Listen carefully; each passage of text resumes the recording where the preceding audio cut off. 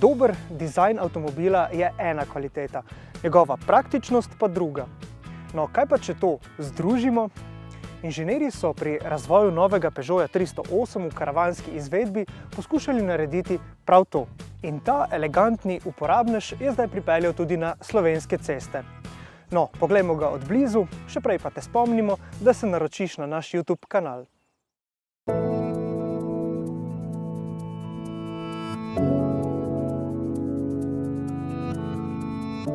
Segment, v katerem nastopa novi 308, je v zadnjih letih v Sloveniji precej upadel.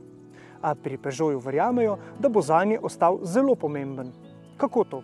Nekateri imajo veliko raje, sedenje bliže cesti, bolj čuti s cesto, bolj dinamična je lahko to vožnja.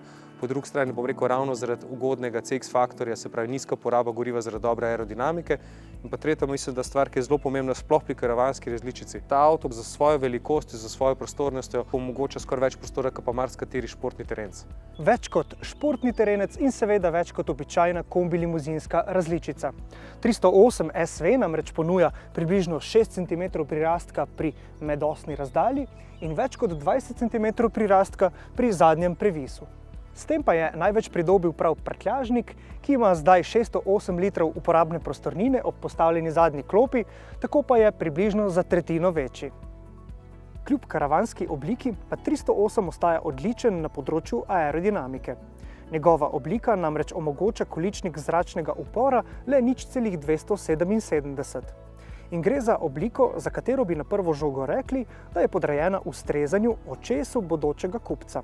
Oblikovanje samega vozila ni čez noč, sploh če si konkretno pogledamo ta predel pod zadnjo šipo, ki že pri karavanski različici nekako nismo navajeni na te robove, na spoiler je mogoče in ta avto resnično želi po eni strani pokazati to svojo dinamiko, po drugi strani pa vsak element, še tisti najbolj naključen, ponavadi ima svojo vlogo. Ta spoiler mogoče lahko poskrbi potem za drugačno kroženje zraka, da se zadnja šipa ne omaže. Lahko poskrbi potem spet za ugodnejši tok zraka za avtomobilom, ki pa poskrbi kasneje spet za nižji zračni upor, za nižjo uporabo vozila.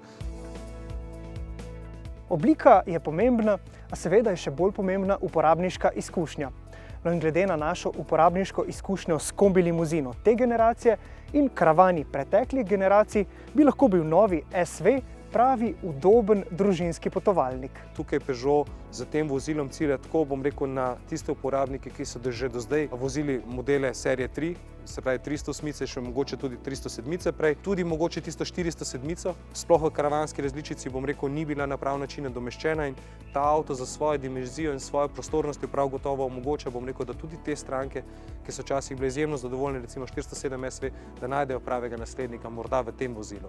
Ampak pomembno na koncu, da avto resnično že zaživi, pa njegova oblika, kako je všečen strankam. Lahko povem, da resnično že tem avto po dolgem času se ljudje kar konkretno obračajo. Seveda, avtomobile najprej kupujejo naše oči.